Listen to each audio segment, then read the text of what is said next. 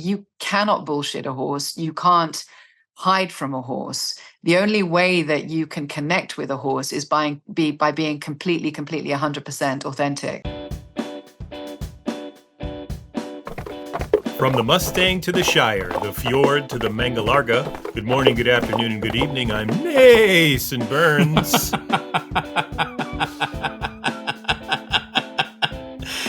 Got me. That's good. Didn't see it coming. And I'm Danny Nucci, and this is the What the Hell Are We Doing podcast. If you recall, Danny, about this time last year, we spoke to a fella named Chuck Wendig. Yes, of the apples. Yeah, the apples guy. Yeah, the horror writer. So my family and I just went apple picking for the first time since then.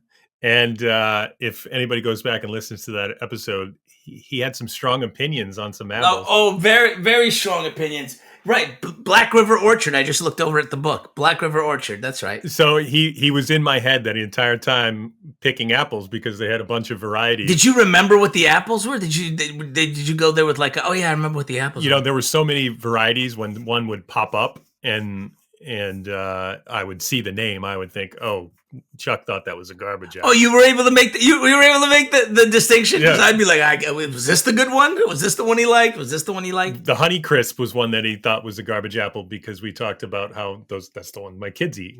That's the one I'm directed to buy at the grocery store when I'm directed to buy apples at the grocery store. But moving from apples to horses. Horses love apples. I know. Look how excited you got about that fact. That's the best part of the whole thing. We got to talk to Rhona Mitra, who is in the Southern Hemisphere. Where she is, I'll leave for the podcast for you guys to hear. But the beautiful, talented, opinionated, intelligent, horse-loving, passionate star of Hounds of War, available now on digital, Rhona Mitra.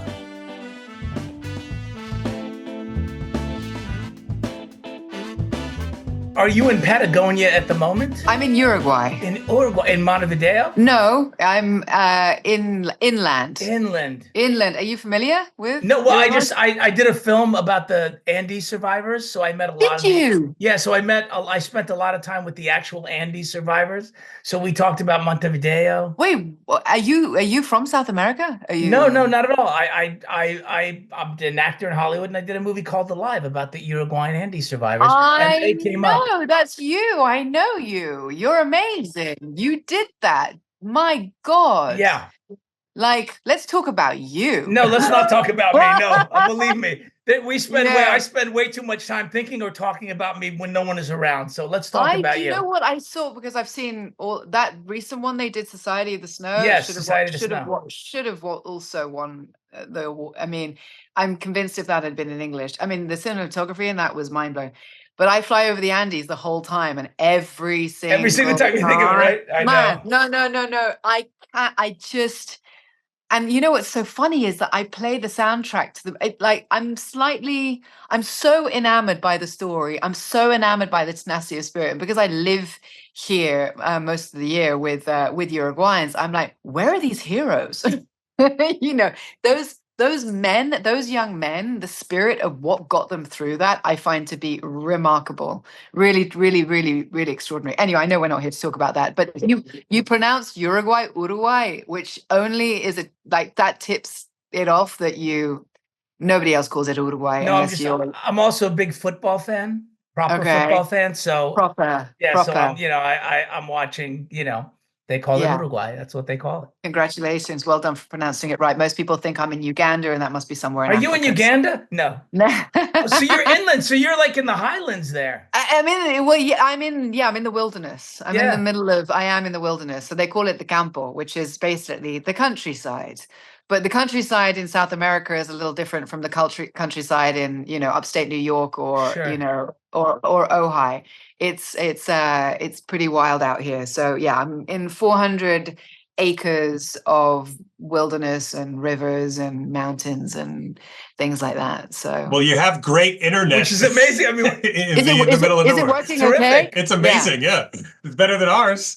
Great. Good. Well, listen, I'm knocking wood because it could go. Sure. The second we get a little bit of wind and some, it disappears. So. And how long have you been there? Because I'm fascinated. When did you decide to settle there, and how long have you been there? I moved here in 2017. I bought the land in 2016.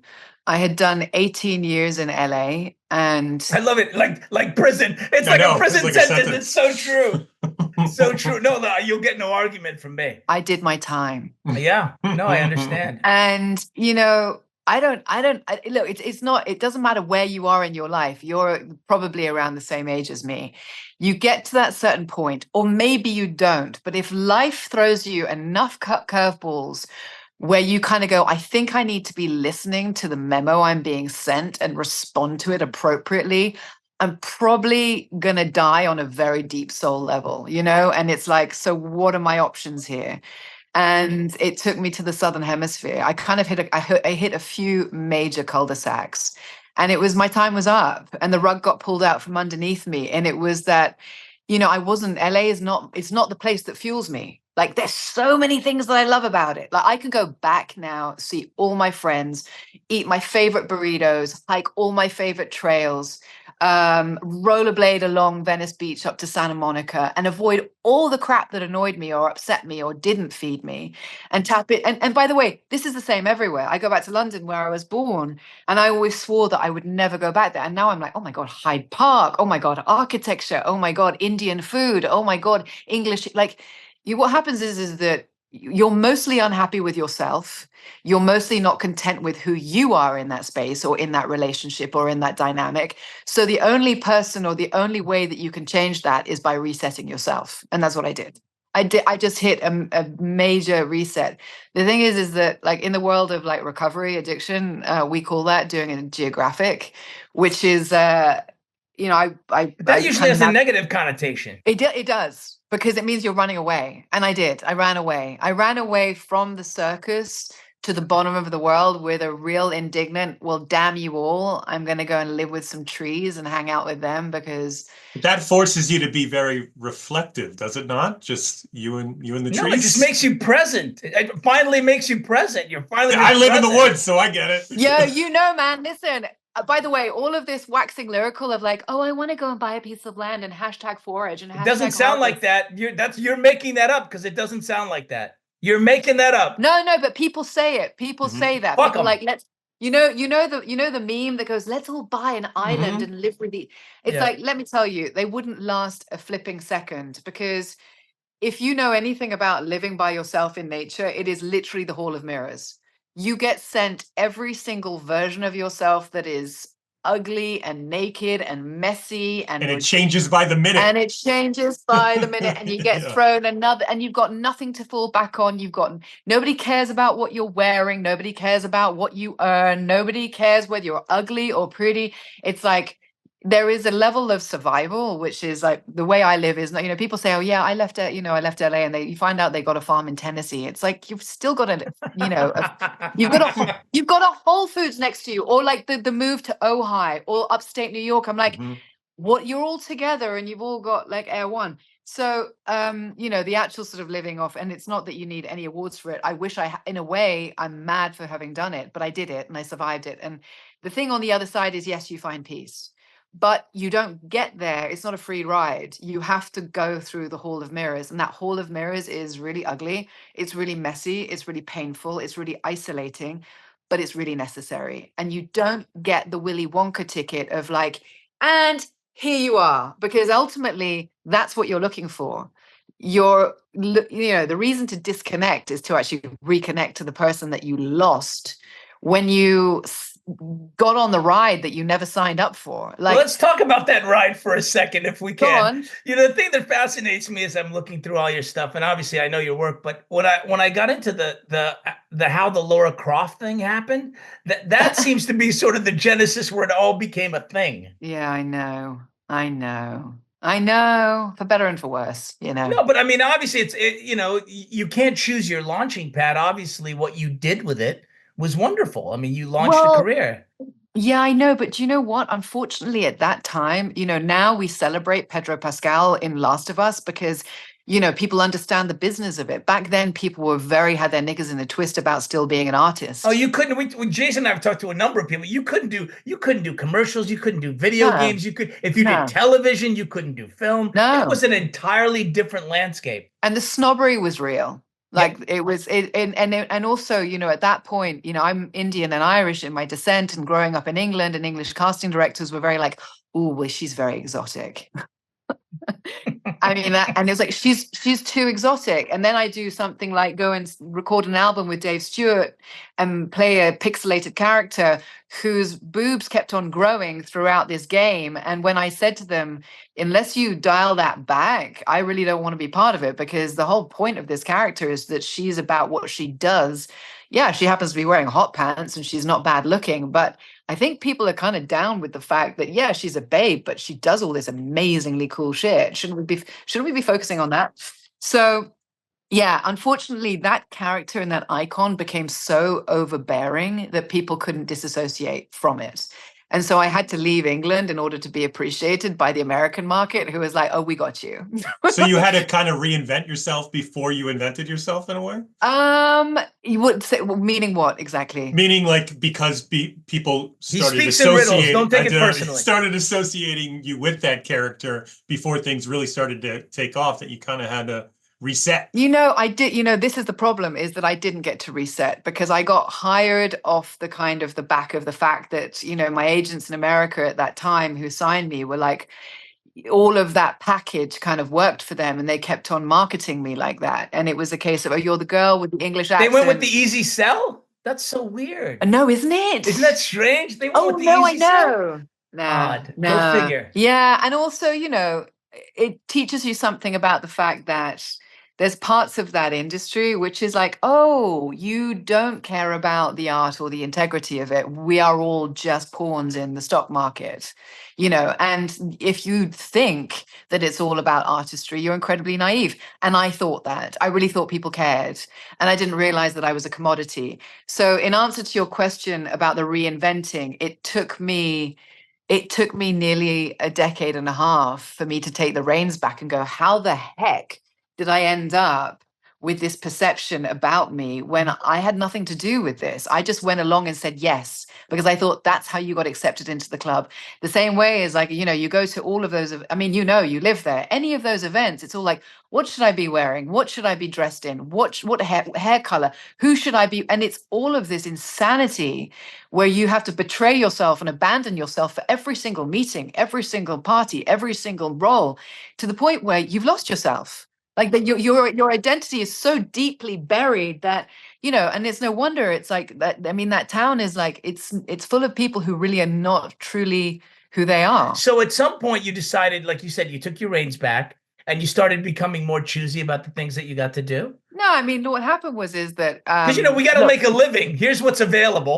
You can do this, right? So there's that part where they go, well, 100%. There's no money over here, but if you want to do this, we will pay you. And you're like, all right, that's what I got to do. You got to do what you got to do. Yeah, I mean, look, I've got some policies, which is I try not to work with wankers and I won't do nudity anymore. I mean, those are like so I'm able to now.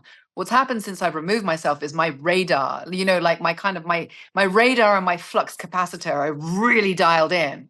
So if I get sense something, because I'm so much clearer about who I am and who I'm not, and also what makes me feel like I want to put my life and energy into something. But yeah, I've got to pay bills.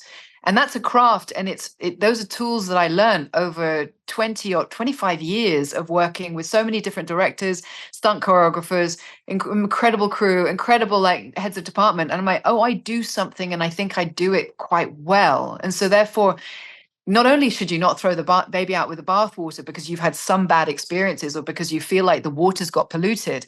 Like, the industry is not just Hollywood. And that's also like this perception, like the whole film industry is not that place. There are so many great productions happening all over the world with production, from Europe, from absolutely everywhere. So I was like, hang on a second, I can still do the thing I love. And I can just be a whole lot more selective about, who it is I go to work with. And not every set is going to be rosy, and there's no way that I can control that. The only thing I can control is whether or not I have a nice time doing my job and make sure that I do the best job I can for each role. In the case of this, Hounds of War, it's like all I care about is, and when I arrive on set, do I bring the best of my work to the table? And do I bring sunshine to everyone's day so everyone has a nice time?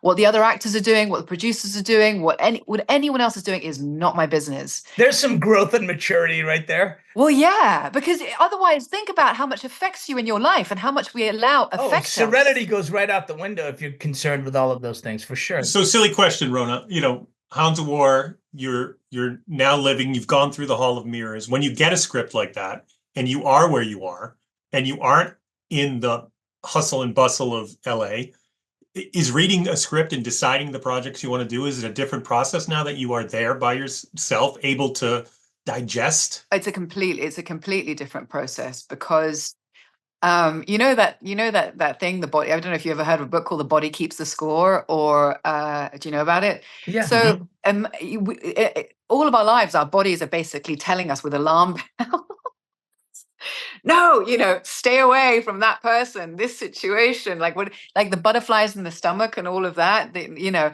that's your body sort of just saying to you, no. But also the thing is not to run away from something with fear. So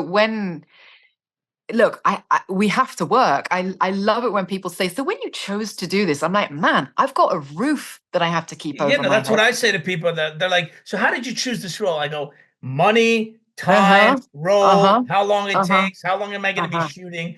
Those are basically the factors. Does it make sense? Can I do a good job with it? That's the other thing, is like, can I actually do something that I can walk away with and go, listen, whatever the movie was or it wasn't, that's not my point. That's not my business. I just pretend like I'm going to do a good job just out of desperation. Yeah, sure. No problem. I can do that. No, there's some things where I'm like, I don't want to play her. And also I don't like her. There was something that I got sent it was a really, really, really, really good project. And it was a really good director, a really hot production and all of this stuff. And the character description was, her tight body and this and that. And it was playing against a really big actor. But I'm like, I don't want to perpetuate that thing anymore. It's not what I'm interested in. I'm much more interested in playing. Look, the reason why I like a character, it doesn't matter if the movie is going to be $100 million or $5 million, but a character like Celine walking onto a set with a bunch of guys and being able to pull off some really good stunt choreography. I find her mindset, where she's at in her life, obviously it relates to mine.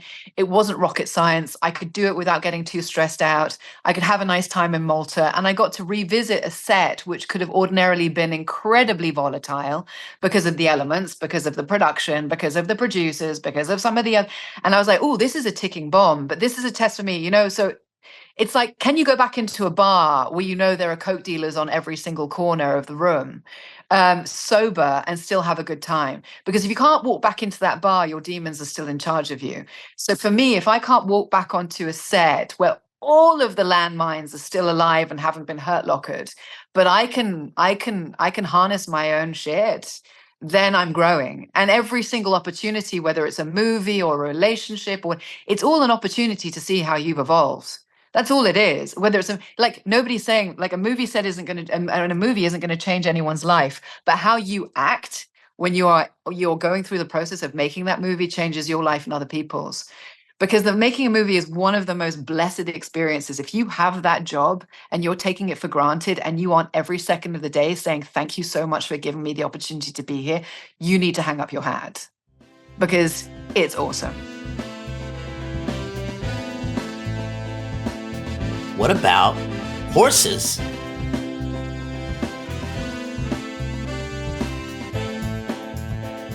I wanted to start first in terms of how you were first introduced to horses and what it was that connected you to them in a way that for me, it's dogs. I look at a dog and I turn into a melty little puddle. Yeah. Well, you know that I have a lot of dogs too. I mean, I just rescued 2 XL bullies from England and had them shipped down just before they were put on death row. Oh, imagine their little brains when they look at where they are now after coming back from England, going, oh my God, look at this life. You know what? It's, to me, the greatest gift in the world is seeing them running around with other dogs and horses, or these dogs that have been deemed to be lethal and dangerous, literally having the best time ever, living their best lives ever. I wake up to their faces every day.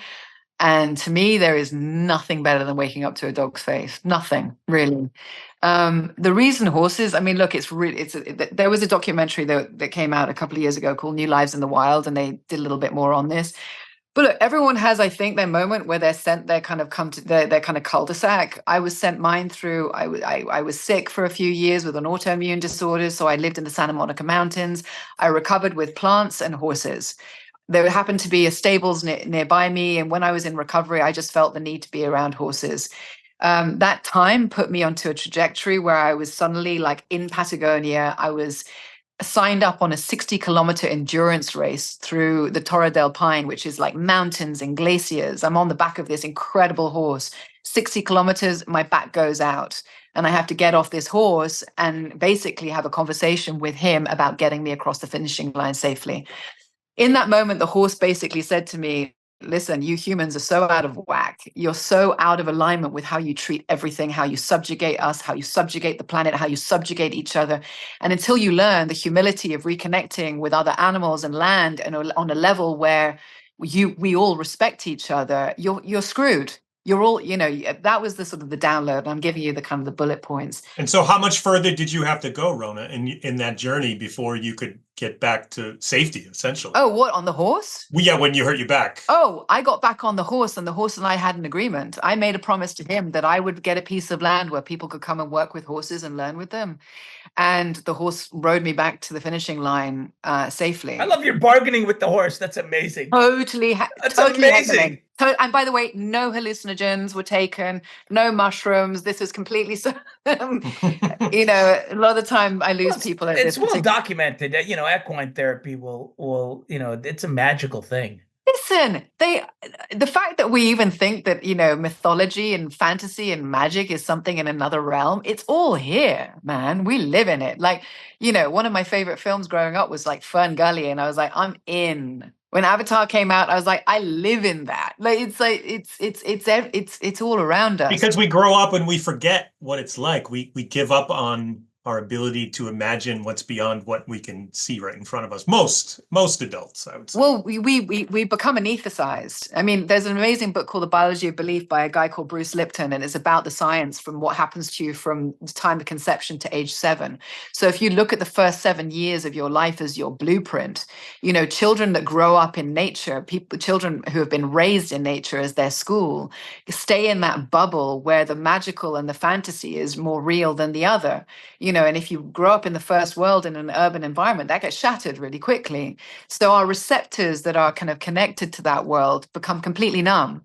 And so what happens, I think, when people hit this kind of like, whether you're in a life crisis or you're broken down and your armor is off, we become available to be connected to the magic that's there for us. So in my situation, I was, kind of brought to my knees by an illness and various different things. And I reconnected to horses, and they showed me a window into something. And listen, I just want to say this out the gate, no pun intended, but I actually really don't like the equine world. Like, I'm not a fan of the equestrian world. I don't like it. In fact, it's kind of my nemesis. I'm not into horse riding. I'm not into horse competitions. I'm not into any of that. What happened to me is that I've been living with horses. I'm looking out the window and I can see 5 right now. They're my family, and I've pulled them from different situations of trauma and abuse that they should never be subjected to, that none of us should be subjected to, and we've healed together. And in that process of healing, what they've shown me is the true connection of what authentic self is. These words, as they come out my mouth, they kind of semi-vomit, because I know that this gets wrapped up in a lot of spiritual jargon, and people who are in the spiritual movement, which has become hugely shrouded in narcissism and capitalistic gain, whether it's plant medicine or psilocybin or all of the different the tea ceremonies, the singing bowls, and all of it. Like, it's all become, I suppose, it's been hijacked, really, hasn't it, on the capitalist side? But the truth is the people are looking to reconnect, aren't they? Isn't that kind of the journey that? Well, yeah. The more disconnected we get in our society of devices, the more we need to connect, because we are social creatures, just like horses, Well, I dogs. think everyone's looking for an answer, and I think it's easy to get exploited. And certainly, you could be scrolling through your Instagram and going, "That looks good. Let me try that thing. Let me call that person." And it's easy to get exploited. But I think the search is the search. I mean, it's been going on for centuries. The search for meaning, the search for connection with self. It's been going on forever. Yeah, but we've become so, in the last 50 years in particular, since the kind of like, we had the Industrial Revolution, then the kind of the technological revolution, which is like, it's the speed at which it's evolving is terrifying. And the speed at which we're all on the salt lick, every single one of us, is also terrifying. And I think what's happened is like our genuine yearning as a species. And this is where I think we're going to become very, very divided. We already have become divided. There are those especially post the pandemic, who are like, "Oh, I'm on the salt lick. I will buy anything you sell me. I will take anything you prescribe me. I will shoot anything my arm. I will literally follow arrows around a supermarket while wearing a frigging a helmet on my face." Like that's that camp, which like God bless them, but there's a book called Collapse, and it likens the situation to the Titanic. And there are those who are basically at the bottom of the ocean, the ship is already sunk. You've got those who are like wanting to build lifeboats, and you've got those who are wanting to learn how to build lifeboats. And then you've got people who are literally still sitting at the bar drinking bourbon as the band plays and the ship sinks. And it's like, okay, that camp is going down, it's all right, but I'm interested in finding the people who want to build lifeboats. And I think that we're kind of in that moment where it's like, wait, where are we at? Wait, who's not talking about doing it? Who's actually doing it? Where's the proof in the pudding? And what I saw in LA, and I've seen it in England, is like there's a lot of bypassing of people. Like, we've got the answers over here, and it's really distracting. And the only real teachers, the only real goddesses and gods and whatever are in nature. They're the only thing that are here for all time. The mountain. You know this. You were in the bloody movie, which is the mountain, the winds, the elements. That's God. So if you want to show up and find out where truth is, go and spend some time with the elements. Like, really. Because it will bring you to the rawest, truest version of yourself, as you know from the movie, and as you know from the story of those men who endured that situation in the Andes. And their best and their worst came out. And at the end, the truth of each one of them is completely present, and still to this day, I'm sure very much is.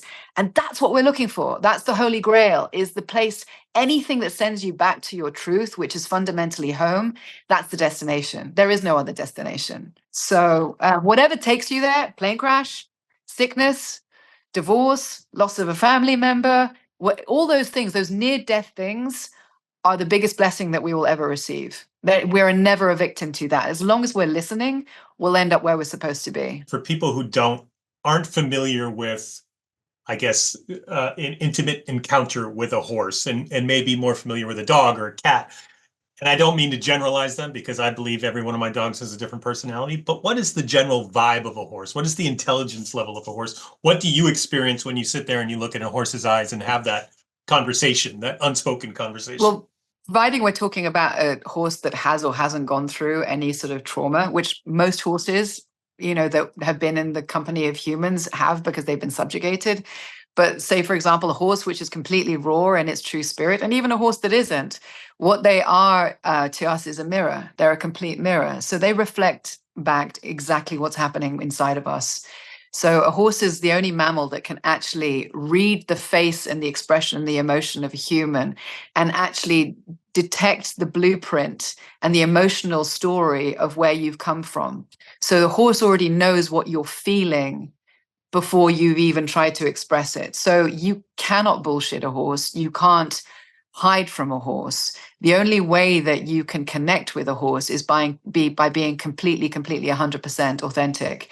And until you are that, a horse will not connect with you. And so the work that I do with a horse is becoming part of the herd, when he or she accepts them into you becoming part of their family.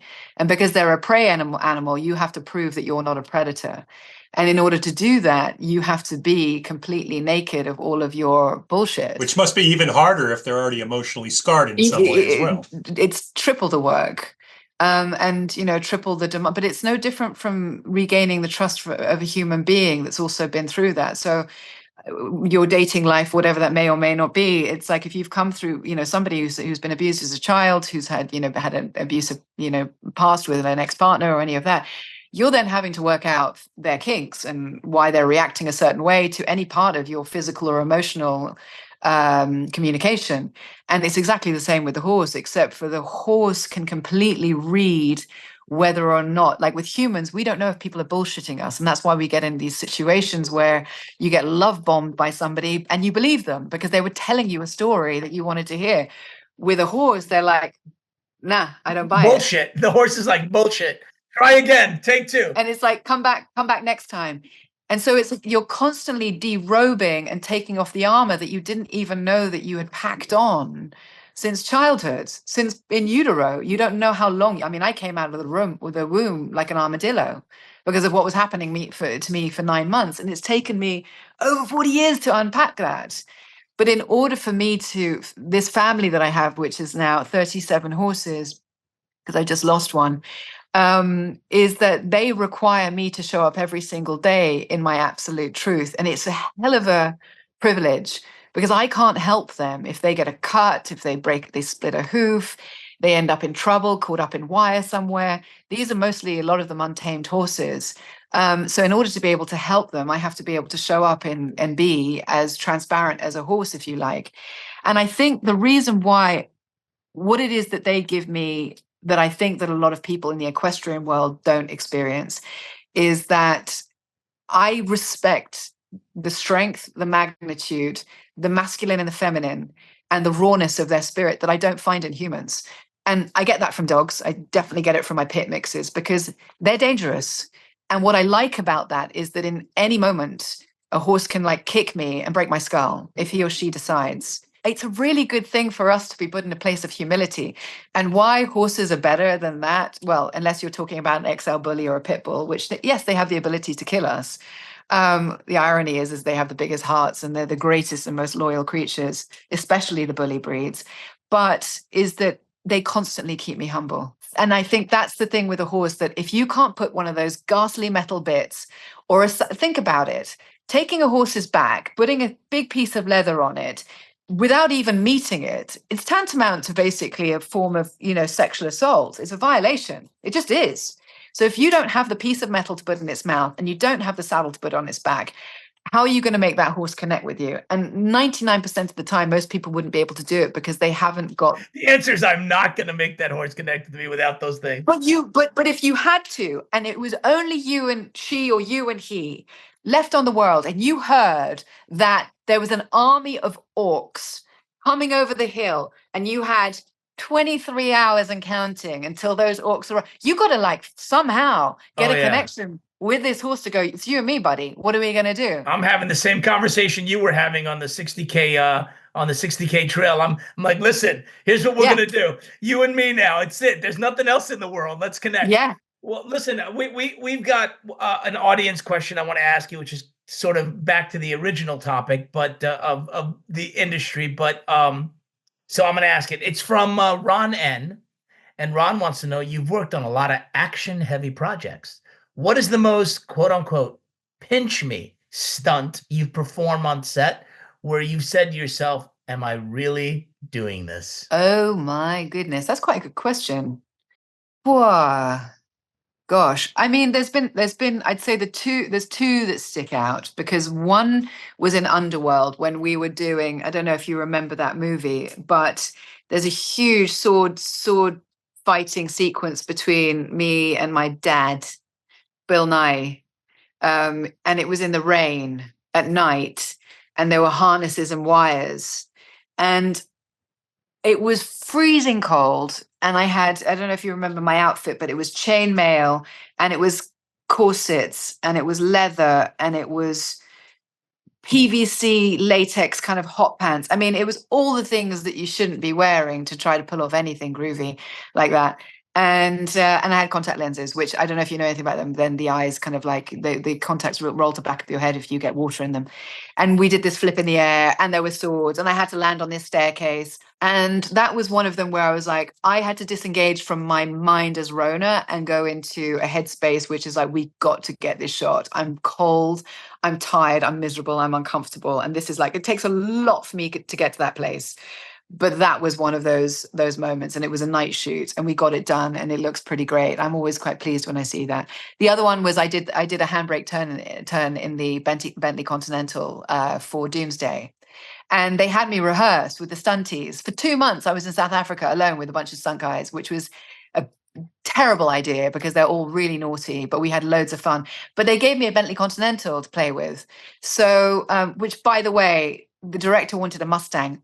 For an English. Well, I'm glad you went out. No, I really put my foot down over that. I was like, it's got to be a British car. You can't. I mean, that's like Roger Moore driving a Mustang. It's like sure, a Corvette.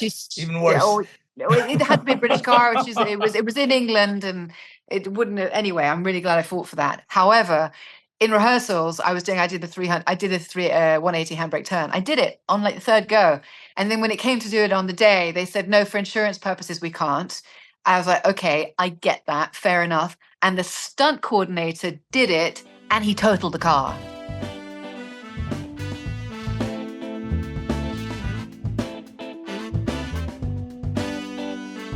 Oh my God, this is my favorite kind of podcast, Jason, where I don't have to do anything but listen and be interested and be fascinated. I loved listening. I was like, I want to say more things that sort of incite her to, go on sharing her opinion, sharing a perspective. Well, she talks about how you have to be open with the horse. You have to show the horse everything, but she's showing the world. She's just out there and sharing whatever is on her mind. Well, I feel like a lot of what I heard her say was, this is how I've grown from my experiences. This is how I've used both my positive and could be construed as negative experiences to grow and evolve and change. And these are the things that have become important to me. And I really, really appreciate it. I'm like, yeah, that makes sense. You know what?